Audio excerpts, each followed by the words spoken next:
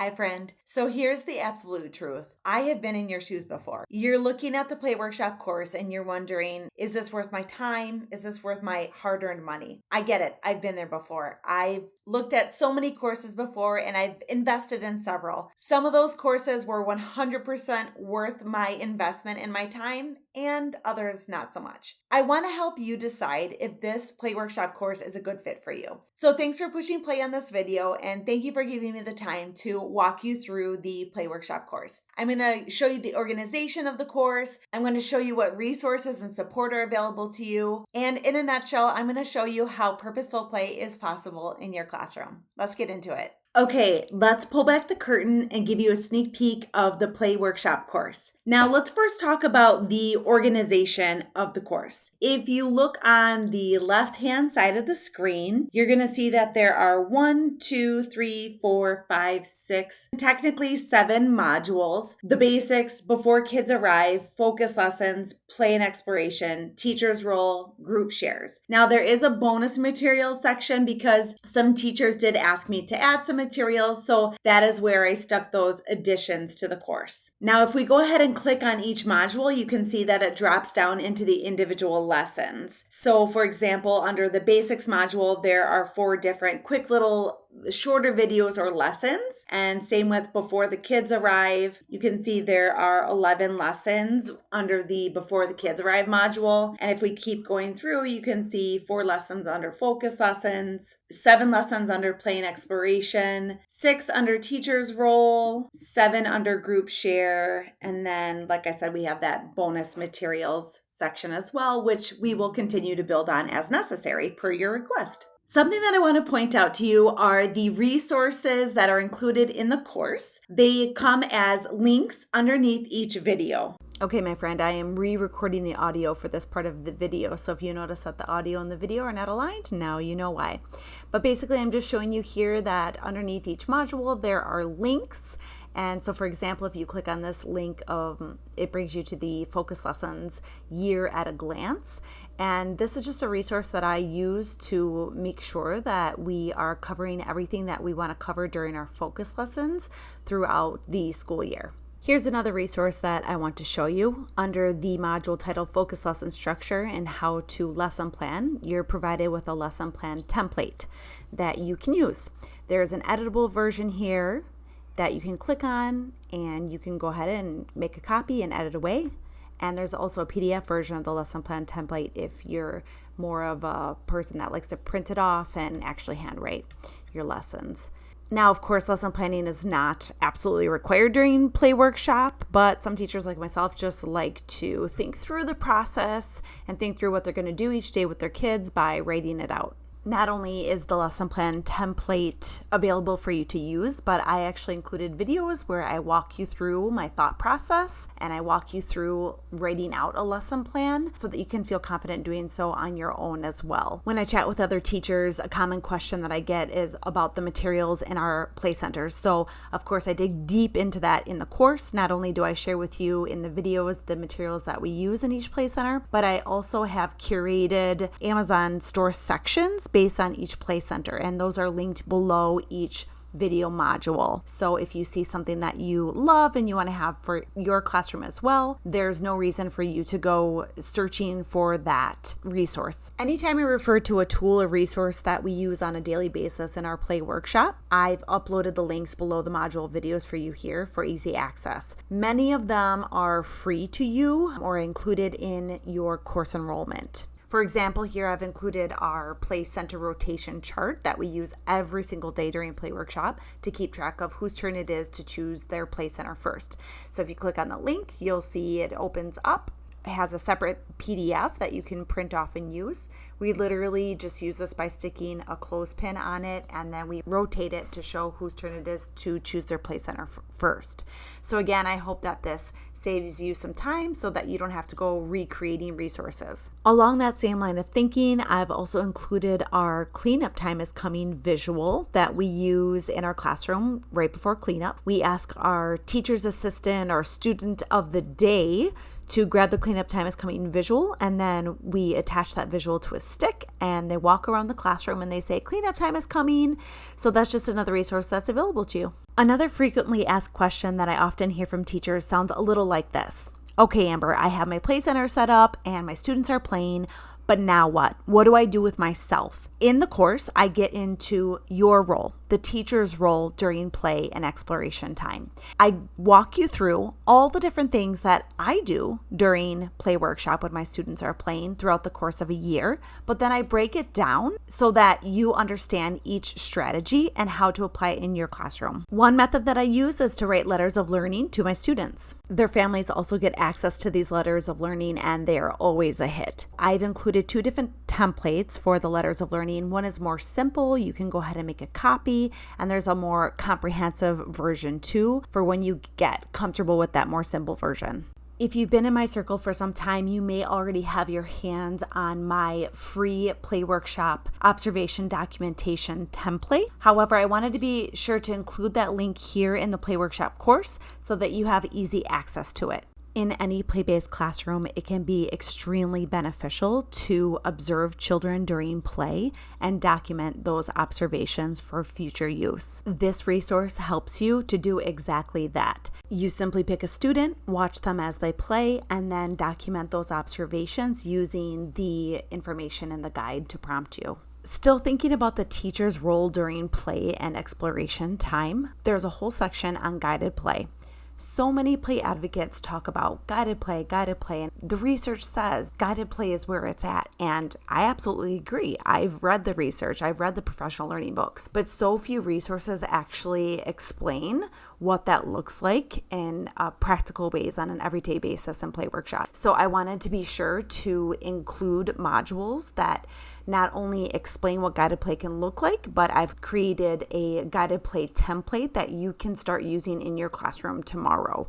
And I walk you through what this can look like and sound like in your classroom. I've read a number of professional learning books on guided play, observation, and documentation, so I've done the heavy work for you, but I've also included a link with a curated collection of books in case you're also interested in digging deeper. But again, the template and the modules are enough that you need to get started right away. As a public school teacher, I understand the pressure of gathering data to show or prove that students are meeting academic gains, specifically around math and emergent literacy skills. So in this module under the teacher's role section, I also dive into how I gather literacy and math data. And I also provide you with a template for both math and literacy that you can use in your classroom as well. There are different versions depending on how you like to gather data based on your observations. Some are more like checklists and some are anecdotal. I've included the most important foundational math and emergent literacy skills for you to record in these resources that can be used during play workshop or quite frankly during other parts of the school day as well. Now let's take a peek at the module titled Group Shares. Your group share is how you wrap up play workshop on a daily basis.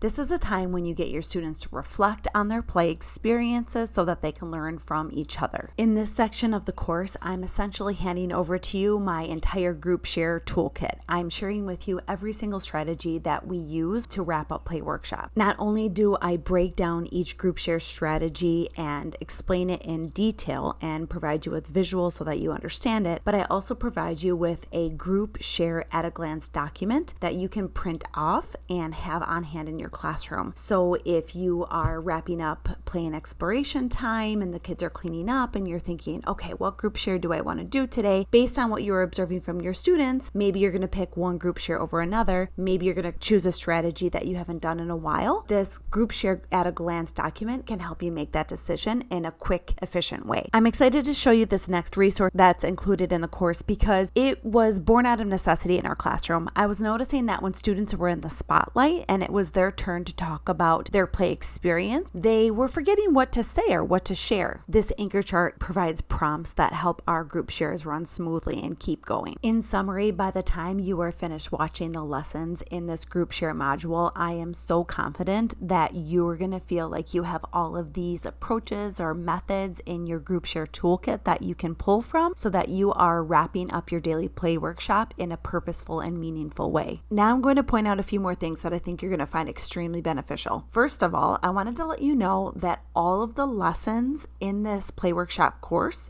are extremely digestible. As a matter of fact, the longest lesson in the entire course is 20 minutes long. Every lesson beyond that is less than 20 minutes. So what this means for you is that you can complete the course in small pockets of time. If you're anything like me, you're always working in short increments of time. So while you can sit down in longer blocks of time for a day or two and knock out the entire course, you don't necessarily need to. Most people are visual learners, so I wanted to point out this feature of the course. You may have already noticed by now that I use slides all throughout the course from beginning to end. Personally, I've taken courses where there's a lot of the instructor just talking at me, and personally, I just start to tune them out after a while because I need something to look at to maintain my focus. So from the time that you hit play to the time that you hit stop, from beginning to end throughout the entire play workshop course, I have slides to help you focus and keep your thoughts organized. Here's something else that I love about the course that I think you will too. At the beginning of every module, I give really clear objectives of what you're going to get out of watching these videos. Then at the end of the module, we review what those objectives were so you can sort of reflect and be like, okay, did I actually get that information out of this module? If not, maybe you kind of go back and rewatch a few parts or ask questions. And in a little bit, I'll get into exactly how you can ask me questions throughout the process. But not only do we have those module checkpoints, in addition to that, I've also strategically stuck in these push the pause button slides to help you slow down and process the information that you're receiving and think about how you can apply that information in your unique learning environment. These module checkpoints and push the pause button moments are my way to encourage you to stop, pause, digest the information, reflect, think about what that can look like in your classroom. The last thing I want is for you to get through the end of a video and be like, wait a second, what was I supposed to get out of that? So through these slides where I'm asking you to push the pause button, I'm encouraging you to stop, think, and take action. Consider this my way of holding your hand throughout the course. You're really going to love this too. So at the bottom of every single video, there's a link that says, click here to ask questions and or provide feedback on the course. I stuck this link in every single lesson so that it's always available to you with one little click. So if you click on there, you're going to see there is like a Google form. This is our tool for communicating so that I can support you all throughout the course. Now, it is a little long, but don't feel like you have to fill out this whole thing every single time. Just fill out the part that's relevant to you. So you can tell me what module you're watching or what question you're wondering, or even if you have feedback for me on how to make the course better, I'm all ears. I've had teachers ask me for additions to the course and I've already added those in. So for example, one teacher asked for an updated classroom walkthrough. So I created that classroom tour video and stuck that under the bonus material. Anytime you have feedback or a request or a question, go ahead and pop it into this Google form and I will get back to you as soon as possible. Here's another example of a request that another teacher made as she was taking the course. She wrote me and she said, Amber, I'm getting ready for open house and I was wondering if you have some sort of play workshop introduction family letter that I can give out to families during my open house tomorrow night. I didn't have one, but I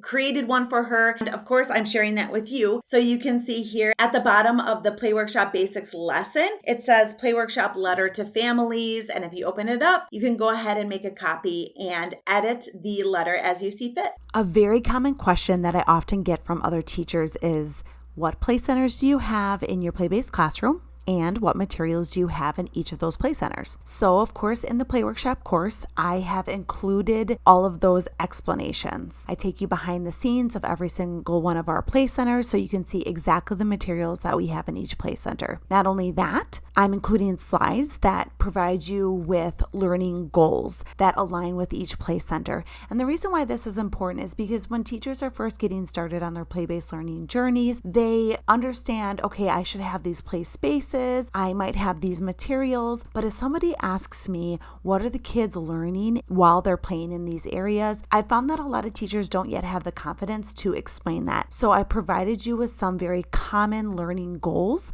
for each play center so that you can feel more confident in having those conversations. Okay, before we completely finish up here with this video, I want to point out 2 more features that I think are going to make your learning experience even better. I wanted to point out that you can expand the screen like this. So if you want to get rid of the module view on the side, you can certainly do that. And then I don't know if this matters to you, but I love the fact that you can gamify the experience. You can see here, like it says 5% complete. I like to see the progress that I'm making as I progress throughout the course. All right, my friends, so that is a quick behind the scenes sneak peek of the Play Workshop course. If you have any questions at all, or you're still wondering if this is a good fit for you, just reach out. I'm here for you. You can email me at amber@creamcityteacher.com. Let me know what you're curious about, and I'll get back to you right away. See ya.